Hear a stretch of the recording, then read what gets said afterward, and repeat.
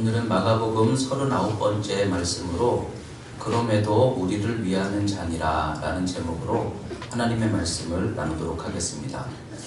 지난 주간에 우리 교회가 부흥회를 하나님 은혜 가운데 감당하면서 무엇보다도 제 머릿속에 남아있는 그런 단어들이 있다면 혹시 여러분 중에도 그런 분들이 있을지 모르겠지만 열정, 비전, 사명, 일어남, 일으킴, 감당 이런 단어들이 우리의 마음속에 이렇게 많이 와닿았던 것을 느끼게 됩니다. 하나님께서는 교회를 통해서 여러분들을 축복하시는 줄 믿습니다. 그러니까 교회가 부흥이 된다는 것은 교회가 커진다라는 의미가 아니라 하나님의 생명이 불릴 일어나 우리가 더 강하고 담대해지고 건강해진다는 것은 그것이 교회의 건강을 말함과 동시에 여러분들의 인생과 여러분들의 영혼도 건강함이 되는 줄 믿습니다.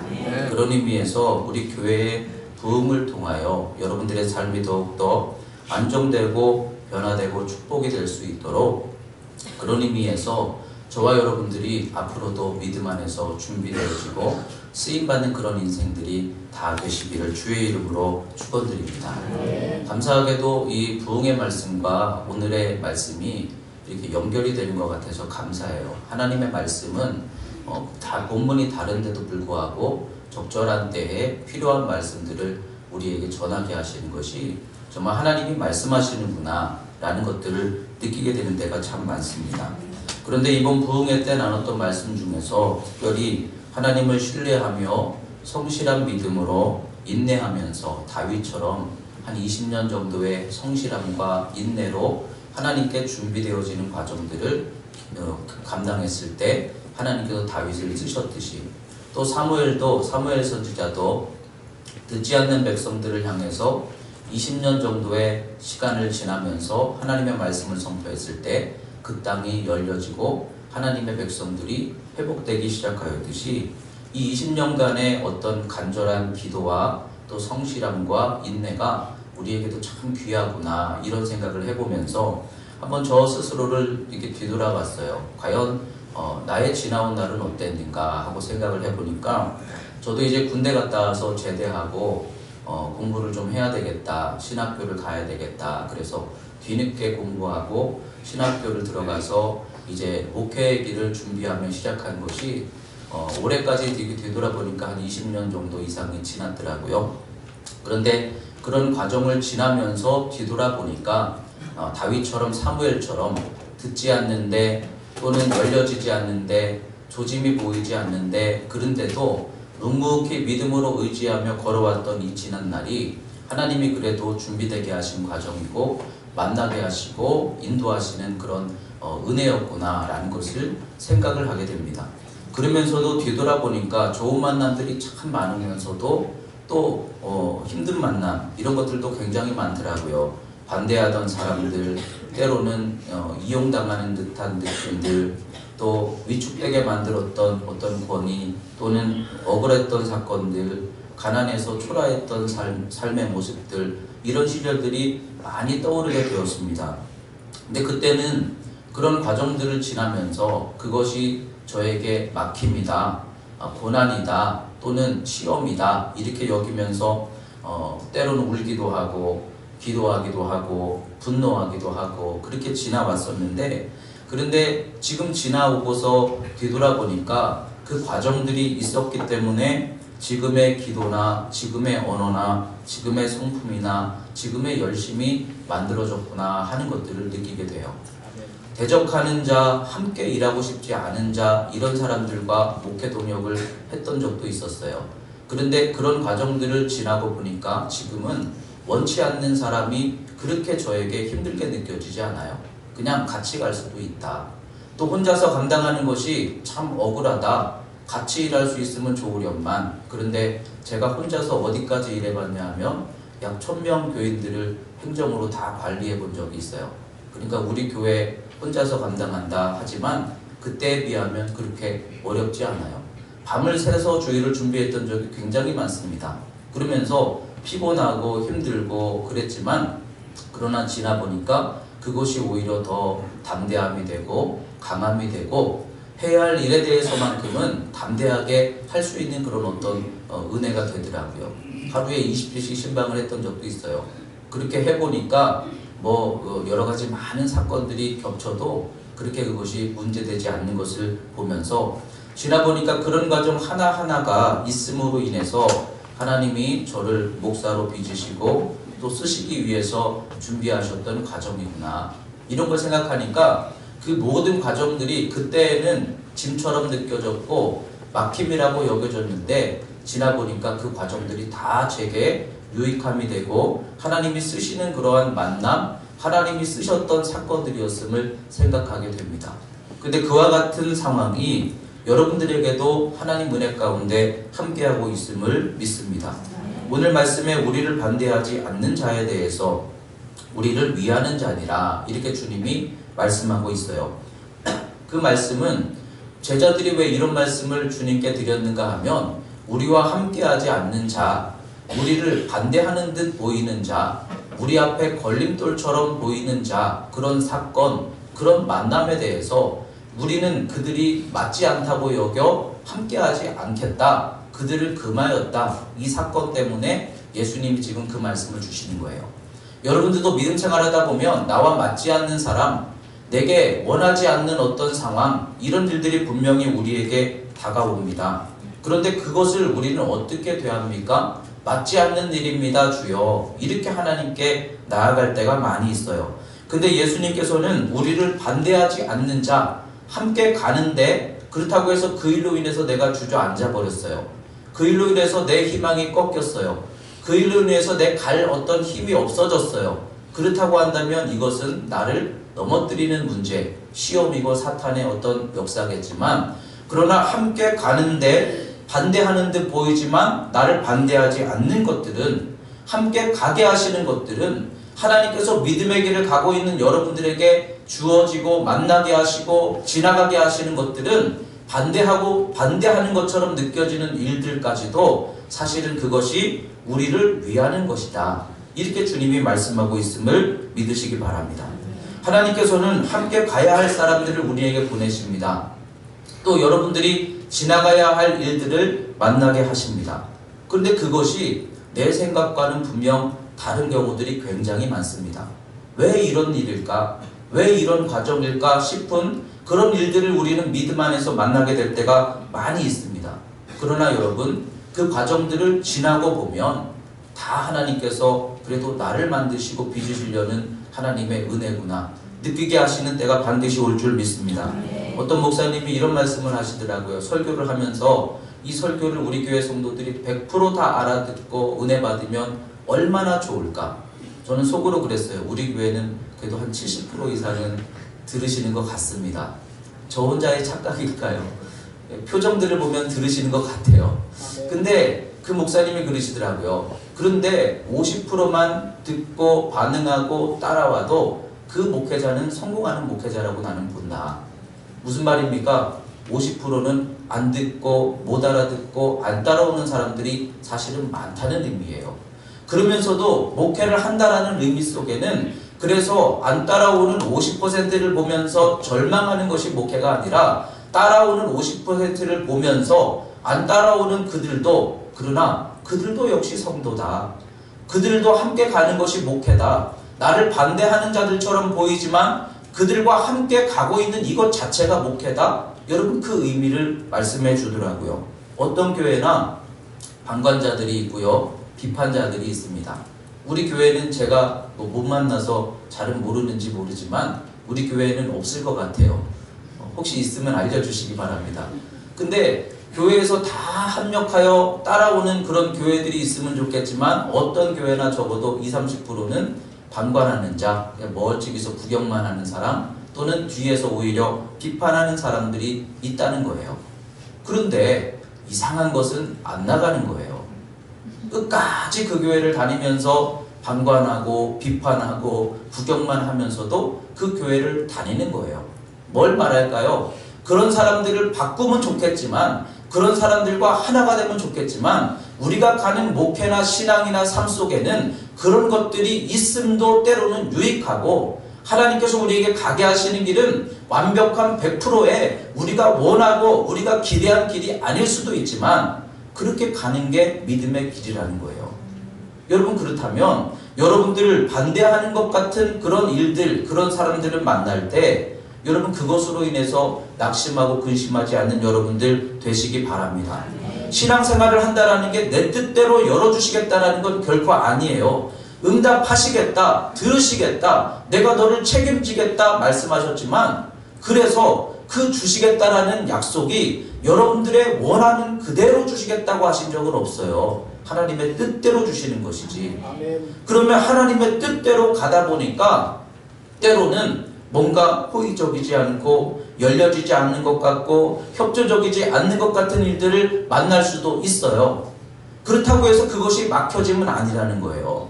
우리 주님께서는 여러분들을 인도하실 때 여러분들이 생각하는 그대로 되지 않게 하실 수도 있다는 거예요. 그러나 그 과정을 통해서 하나님은 나를 유익하게 하실 수 있음을 여러분 믿으시기 바랍니다. 그러니까 무슨 일을 만나든지 날 위함이 될 수 있다라는 의식을 가지라는 거예요. 나와 맞지 않다, 우리와 함께하지 않는다라고 해서 그 사람이 하나님을 떠난 사람은 아니라는 거예요. 그런데도 그 사람은 귀신을 쫓는다는 거예요. 그 뜻은 나와는 맞지 않지만 그도 하나님이 택하여 쓰실 수 있는 사람이다. 여러분 곁에 하나님이 만나게 하신 그가 나와 맞지 않지만 내 길에 장애인 것처럼 보이지만 그러나 하나님은 그도 쓰실 수 있는 분이다. 그렇게 생각한다면 여러분, 그렇기 때문에 그 어떤 사건들을 만날지라도 우리가 그래서 이것을 금해야 되겠다, 멀리해야 되겠다, 낙심된다 이렇게 생각할 문제가 아니라 하나님 안에서 뭔가 유익함이 있으리라. 그들을 금하지 말라. 그것이 나에게 은혜가 될 수도 있다. 이 주님의 음성을 여러분들이 믿으시고, 그렇기 때문에 어떤 과정으로 인도하시든지 기도하며 가는 길은 다 합력하여 선임을 믿으시기 바랍니다. 처음에 말씀드린 것처럼 지나온 저의 목회 여정 중에는 참 정말 하나님 제가 목회하겠다니까요. 하나님 헌신하겠다고요. 가난해도 괜찮습니다. 하나님 일을 위해서만 쓰임받으면 족합니다. 그러면서 그 길을 완전히 헌신해서 가는데 힘들고 때로는 좌절되고 때로는 초라하고 때로는 아무것도 못하게 옴짝달싹 못하게 묶으시고 때로는 정말 낙심스럽게 하는 일들이 너무나 많았었어요. 그게 그런데 지나보니까 하나님이 나를 징계하시거나 막으심이 아니라 만드심이었다는 거예요. 그 과정들이 있었기 때문에 기도하게 되었고 그 과정들이 있었기 때문에 조심하게 되었고 배려하게 되었고 넓어지게 되었다는 거예요. 여러분, 그러니까 믿음 안에서 여러분들이 지금 만나는 일들이 내 상식적으로 이해되지 않는 수준까지도 그럼에도 하나님 앞에서 금하지 않는 여러분들 되시기 바랍니다.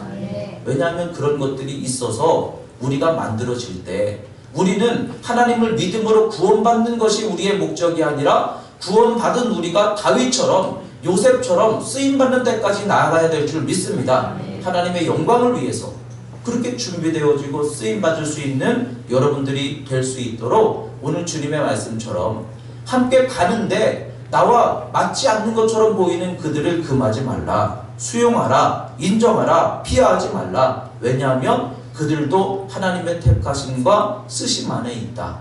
이 의미의 말씀을 여러분들이 붙드시고 믿음으로 여러분들의 삶을 받아들일 수 있게 되시기를 주의 이름으로 축원드립니다. 예수님께서는 금하지 말라 하신다는 그 말씀 속에는 다르다라는 뜻인 거예요. 틀렸다 이게 아니에요. 여러분들이 만나고 여러분들이 살아가는 인생에서 사람이나 어떤 문제나 절망이 우리가 볼 때는 이거 신앙 안에서 틀렸구나, 이거 옳지 않구나 이렇게 여겨지는 것들이 많이 있을 거예요. 그러나 성경에서 여러분들이 이해되어져서 인정할 수 있는 부분들이 뭐가 있습니까? 하나님의 역사하심은 처음부터 우리가 이해할 수 있는 수준이 아니었어요. 하나님을 이해하는 것이 아니라 하나님의 생각과 하나님의 섭리를 받아들이고 만나는 게 우리의 믿음인 줄 믿습니다. 그러니까 다른 거예요. 내가 생각하는 것과 하나님의 길은 다른 거예요. 하나님의 지혜와 하나님의 깊이는 다른 거예요. 그걸 인정할 수 있는 게 믿음이라는 거예요. 그걸 인정할 수 있을 때 더 많은 창조적인 열매를 얻게 하실 줄 믿습니다. 아이가 있는데 이 아이가 달걀을 가져다가 이불을 덮고 뱃속에다가 품으면서 병아리를 만들어야지 그러고 있으면 이거 어떻게 된 거예요? 이거 틀린 거예요? 너 틀렸다. 너 생각이 이상하다. 자식을 하나 낳는데 이거 걱정스럽다. 우리는 그렇게 보통 생각들을 많이 합니다. 근데 에디슨이 그랬잖아요. 틀린 게 아니라 좀 특별하구나 이렇게 볼 수 있어야 되겠다라는 거예요. 우리의 생각은 항상 정답이나 해답을 찾으려고 그래요. 이것이 맞고 이것이 틀리다. 그렇게 배워왔어요. 그래서 이렇게 가야 된다. 이렇게 가면 될 것이다. 그건 틀린 길 같다. 우리는 항상 옳고 그름에 늘 얽매여 살아요. 그래서 어떤 질문을 하면 대답을 하면 그거 맞는 답인데 그거 틀린 답인데 우리는 그렇게 생각을 많이 하지만 그러나 유대인들이나 선진 교육 방법들은 전혀 그렇지 않죠. 선진 교육들은 그렇게 묻지 않아요. 정답이 뭐냐 이렇게 묻지 않아요. 네 생각이 뭐냐 이렇게 물어요. 네 생각이 뭐냐 전혀 얼토당치 않은 대답을 할지라도 참 특별하다 창의적이다 이렇게 얘기해요. 네가 생각하고 있는 그 특별한 생각을 그려봐라. 써봐라. 너의 그 특별한 생각으로 계획을 해보고 그것을 한번 이뤄봐라. 그럴 때 노벨상이 유대인에게서 왜 나옵니까? 그들은 창조적이기 때문인 거예요. 여러분들의 생각으로 볼 때 이해할 수 있고 받아들일 수 있는 정답이나 어떤 해법들이 너무나 많이 있지만 하나님은 그 정답을 뛰어넘으시는 분이신 줄 믿습니다. 그러니까 우리가 볼 때는 좀 창조적이라 느껴지고 때로는 좀 이상하다 느껴질지라도 왜 하나님이 그런 만남을 주시고 왜 그런 길을 가게 하실까 이해되지 않을지라도 우리는 그 모든 것들을 수용할 수 있어야 돼요. 좀 특별하게 이끄시는구나. 하나님의 뭔가 특별한 뜻이 있는가 보다. 하나님이 이 과정을 통해서 뭔가 특별한 일을 이루시리라. 성경 말씀을 통해서 우리가 배울 수 있는 것들이 그거잖아요. 하나님이 어떻게 요셉을 총리로 세우시는데 노예가 되게 하셨을까? 야곱을 축복하심으로 인해서 라반에게 20년간 억울하게 속게 하셨을까? 이해되지 않잖아요. 형들에게 미움을 받잖아요. 그러나 그 과정들을 통해서 하나님은 하나님의 목적을 이루셨어요. 그러면 야곱이 가는 길, 요셉이 간 길을 생각해 볼 때 우리가 가는 길 당연히 특별한 게 맞지 않겠습니까? 옆 사람들이 가는 것처럼 세상 사람들이 가는 것처럼 우리가 축복된 길로 가려니까 뭐 공부를 잘하고 때로는 사업이 열리고 때로는 내게 좋은 사람들이 붙여지고 그렇게 가는 게 우리는 성공이라고 생각하지만 하나님은 전혀 반대로 가실 수도 있는 거예요. 우리를 떨어지게 하시고 낙심하게 하시고 내 주변에 원수들이 있게 하시고 내게 가시를 품게 하시고 그러나 그 과정을 통해서 하나님이 일하시면 여러분 축복은 하나님이 주시는 거예요. 그 절망 속에서 어떻게 그런 영광이 이루어질지 누가 알았겠습니까? 그러나 믿음의 모든 우리의 선진들이 걸어갔던 길은 사실은 다 그런 길이었다고 생각해 본다면 오늘 우리의 생각을 다시 한번 넓혀야 될 줄 믿습니다. 믿음 생활하고 기도 생활하고 하나님 의지하면서 오늘도 기도하러 나왔는데 이해되지 않아서 절망하시고 받아들여지지 않아서 낙심되시는 분들 계십니까? 그러나 믿음은 처음부터 이해되지 않는 길인 거예요. 하나님이 아들을 주시기까지 이 땅에 오신 하나님이 십자가를 주시고 우리를 위해 성령을 보내주시고 우리가 하나님의 성령이 거하시는 전이 될 수 있다니 상식적으로 이해되지 않는 것들이 신앙인 거예요. 그렇다고 한다면 우리의 생각과 마음을 좀 더 넓혀서 받아들일 수 없는 것들을 여러분들은 금하지 않고 믿고 따를 수 있을 때 하나님의 역사가 우리를 통해 이루어질 줄 믿습니다. 그래서 반대하지 말라 말씀하는 거예요. 나와 맞지 않을지라도 하나님은 그들을 맞게 사용하실 수 있다는 믿음을 가지고 내가 원치 않을지라도 하나님은 그것을 통해 내게 원할 길을 인도하실 것을 믿기 때문에 여러분 금하지 마시라는 거예요. 믿음의 승리자들은 다 자기 사람, 자기 길, 자기 뜻대로 가지 않았어요. 그렇잖아요. 성공한 사람들, 승리한 믿음의 사람들, 세상도 승리한 사람들을 보면 자기가 원하는 사람들을 모아서 자기가 원하는 방식으로 세워서 자기가 원하는 길을 만들었다. 그런 사람들 아무도 없어요. 원치 않는 사람들도 끌어안고 이해되지 않는 길을 감당하면서 그러면서도 맞지 않는 상황에서도 여전히 열정과 비전과 성실로 그 모든 삶을 감당해냈을 때 하나님은 그들을 일으켜 쓰시는 거예요. 그렇다고 한다면 내 생각이 문제라는 거예요. 생각으로부터 거절하지 말고 믿음으로 어떠한 상황을 주시든지 받아들이고 감당할 수 있는 여러분들이 되시기를 축원드립니다. 링컨 대통령의 위대함이 뭡니까? 링컨 대통령이 그렇게 실패하고 조롱당하고 그렇게 어려운 그런 과정들을 오래 겪었을 때 아주 대놓고 링컨을 아주 무시하고 조롱하고 막 했던 인물 중에 스탠튼이라는 인물이 있었어요. 저 시골뜨기. 저런 사람이 정치를 하면 뭐 동네 뭐 이러면서 막 아주 비난을 하고 링컨을 인신공격 고릴라가 나왔다 뭐 이렇게 그런 사람 얼마나 마음이 아프고 상처가 되겠어요. 근데 링컨이 대통령이 된 거예요. 계속해서 거듭거듭 실패하다가 드디어 그것도 무슨 주지사 이게 아니라 하루아침에 대통령이 된 거예요. 그랬을 때 사람들이 뭐라고 생각해요? 이제는 피바람이 불겠구나. 그동안 링컨을 조롱하고 링컨을 우습게 여겼던 사람들 다 이제는 복수를 당하게 되겠구나. 그때 링컨이 대통령이 된 후에 이 스탠튼을 법무장관으로 등용을 하였어요. 아니 내가 누군지 몰라서 그러느냐? 그랬더니 링컨이 하는 말이 당신 같은 사람도 내게 내 사람이 될 수 있다면 나는 그것이 너무나 귀하다고 여기기 때문입니다. 법무장관으로 섬겨주십시오. 여러분 그 스탠튼이 링컨을 위해서 얼마나 충성을 다했겠습니까? 링컨이라고 인정을 받는 그 중심에는 감당할 수 없는 사람들도 끌어안고 정말 이해할 수 없는 상황도 끌어안고 갈 수 있었던 넓은 마음의 지도력이 있었던 거예요. 여러분들이 이해할 수 없는 상황들을 끌어안을 수 있는 게 성도의 믿음인 줄 믿습니다. 다윗이 만들어지는 데에는 누가 결정적인 역할을 했습니까? 사울이 없는 다윗은 이해할 수 없는 거예요.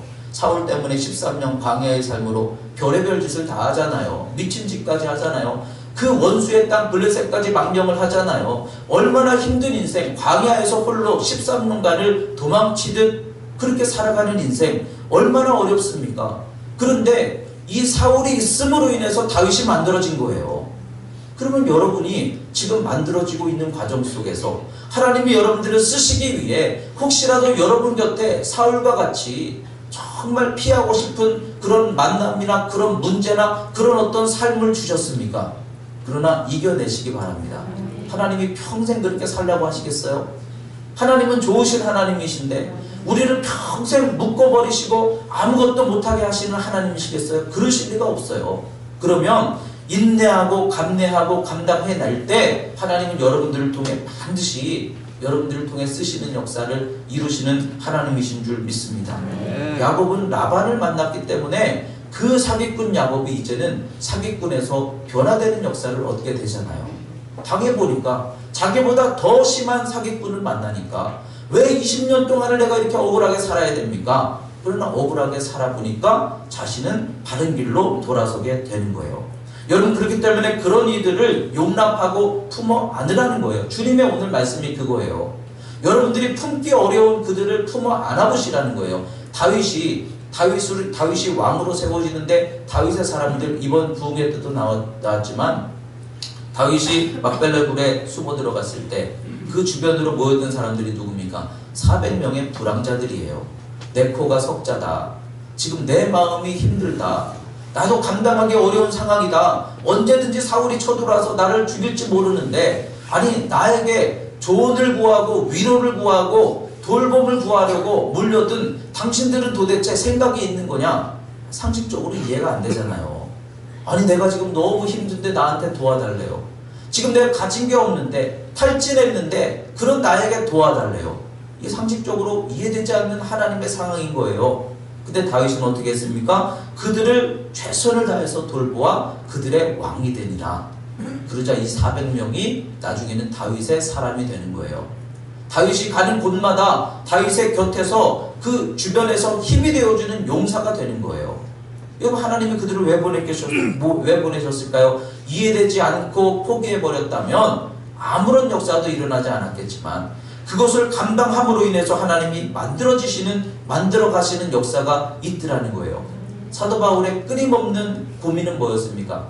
네가 어떻게 사도냐는 거예요. 네가 어떻게 사도냐? 너는 예수님을 만난 적도 없지 않느냐? 우리 예수님께 함께하면서 배웠던 우리가 제자들이지. 근데 사도 바울은 아니다. 사도라는 뜻은 보내신다라는 뜻이다. 나는 다메섹에서 이방인을 향해 보내짐을 받았다. 인정할 수 없다. 믿을 수 없다. 너 거짓말이지. 너 속이는 것이지. 끊임없는 가시와 같은 그러한 의심과 인정하지 못하는 초대교회 성도들의 그러한 눈초리 때문에 그래서 사도 바울은 끝까지 내가 사도인 것을 보여주마. 그래서 죽는 날까지 이방인을 향한 사도의 길을 걸어갔어요.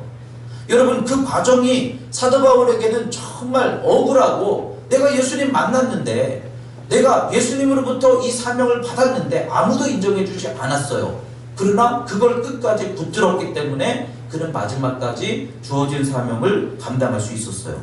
그렇다면 여러분, 나와 달라도 하나님 뜻 안에 있음을 믿을 수 있는 여러분들이 되시고, 날 위하는 사람, 그들이 얼마든지 날 위하는 사건이 될 수 있다라는 믿음을 가지시기 바랍니다. 그래서 그들을 금하지 말라는 거예요. 오히려 그들을 끌어안으시라는 거예요. 그들을 영접하고 그들과 함께 할 수 있을 때, 그렇게 교회를 세울 수 있을 때, 그렇게 여러분들의 가정과 삶을 세울 수 있을 때, 거기 하나님의 놀라운 뜻하심의 역사가 이루어질 줄 믿습니다. 그러면서 주님께서는 누구든지 너희가 그리스도에게 속한 자라 하여 물 한 그릇이라도 주면 결코 사을 잃지 않으리라, 이렇게 말씀했어요. 이 말씀은 여러분들이 쉽게 이해하신다면, 예수의 이름으로 제자들을 대접하는 자는 상이 있겠구나, 물론 그 뜻이기도 합니다. 여러분, 그것도 분명 은혜의 통로예요. 저는요, 제가 훈련받은 교회가 항상 목사님이 일주일에 설교를 하시면 거의 매번마다 주의 종에게 잘해야 복 받습니다. 이 설교를 하시는 교회에서 제가 양육을 훈련을 받았어요. 그런데 저는 그런 설교를 거의 안 했어요. 왜냐하면 저 스스로도 그게 거북했어요.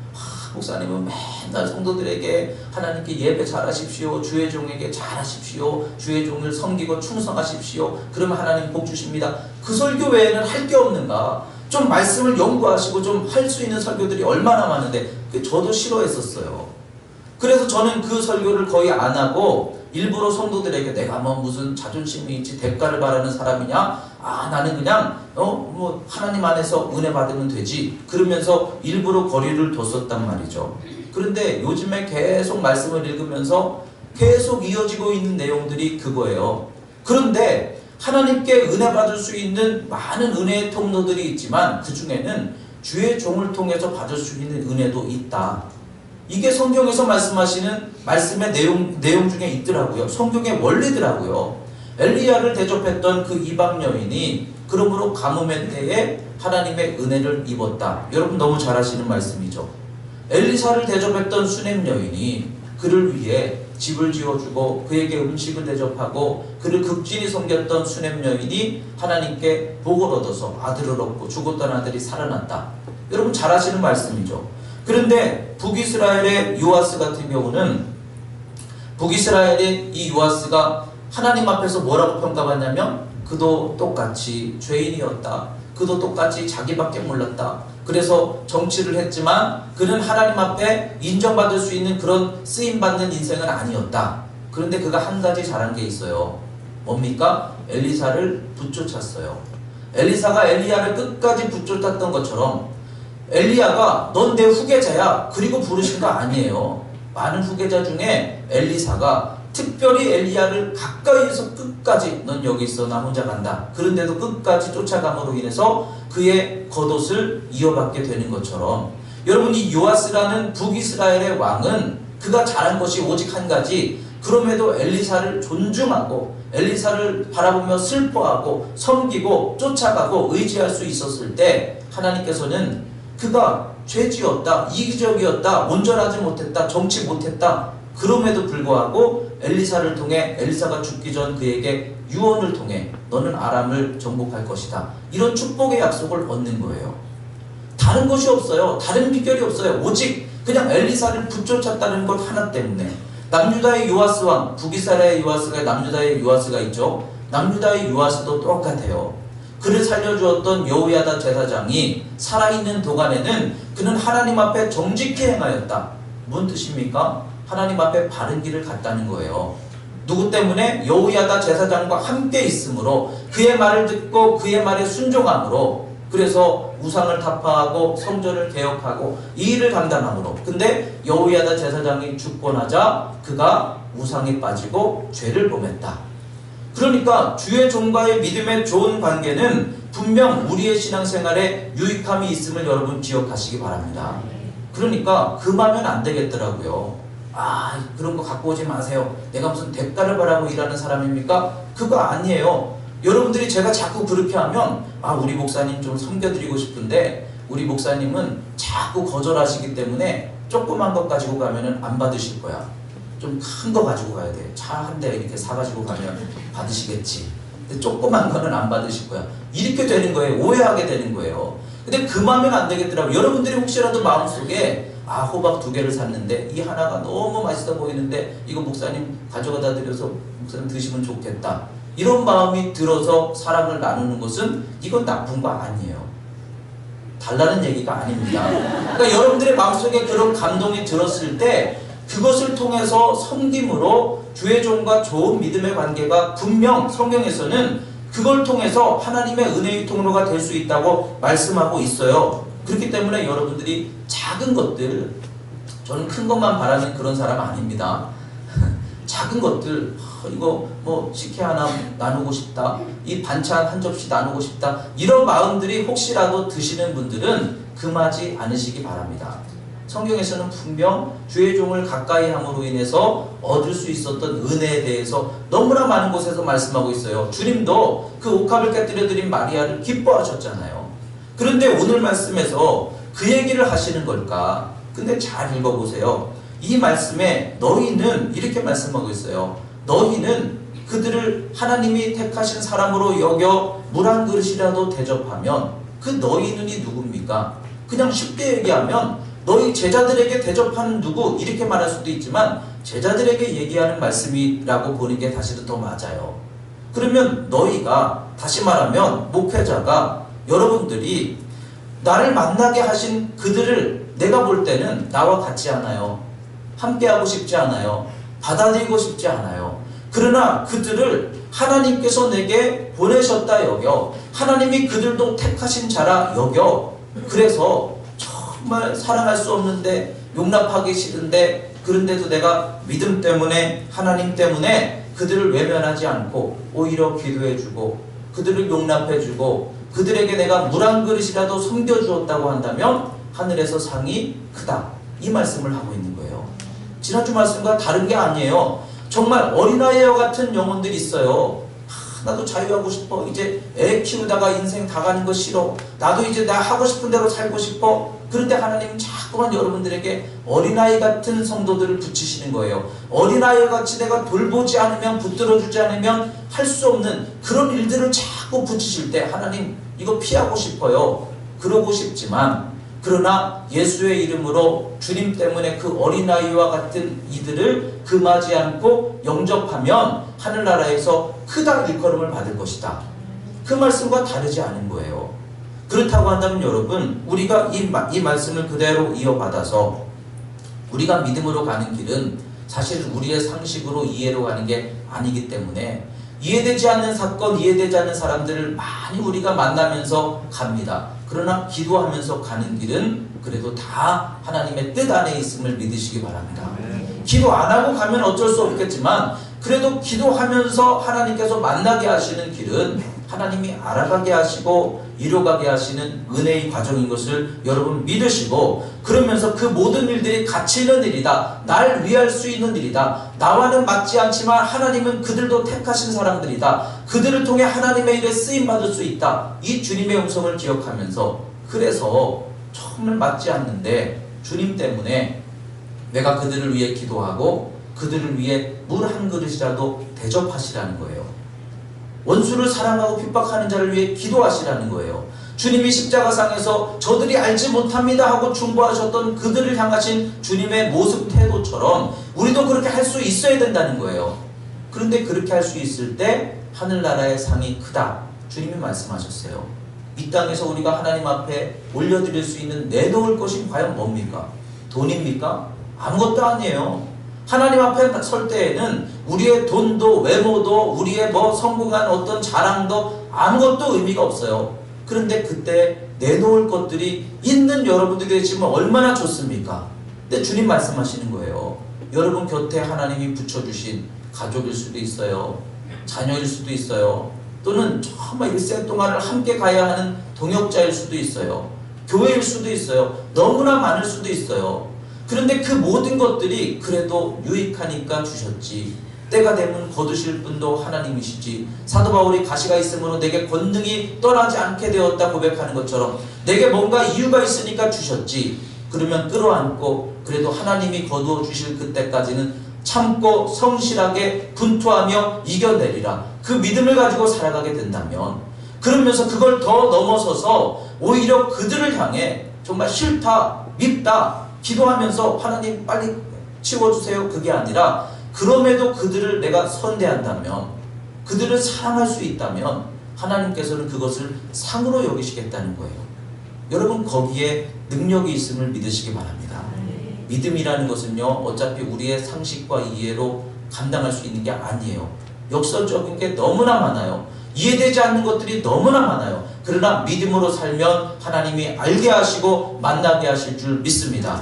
오늘 주의 말씀을 통해서 그럼에도 우리를 위하는 잔이라, 그럼에도 여러분들을 위하는 만남이라, 그럼에도 여러분들을 위하는 사건이라, 그럼에도 여러분들을 위하여 주신 삶이라, 그렇게 믿음을 가지시고 금하지 않는 여러분들, 내어 쫓지 않으시는 여러분들, 그들을 오히려 대접하고 그것을 아름답게 분투하며 감당할 수 있는 여러분들이 될 때 우리를 통해 하나님의 영광이 드러나고 다 승리할 수 있는 성도들이 될 줄 믿습니다. 그 은혜로 힘있게 감당할 수 있고 승리할 수 있는 저와 여러분들이 되시기를 주의 이름으로 축원드립니다. 기도하겠습니다.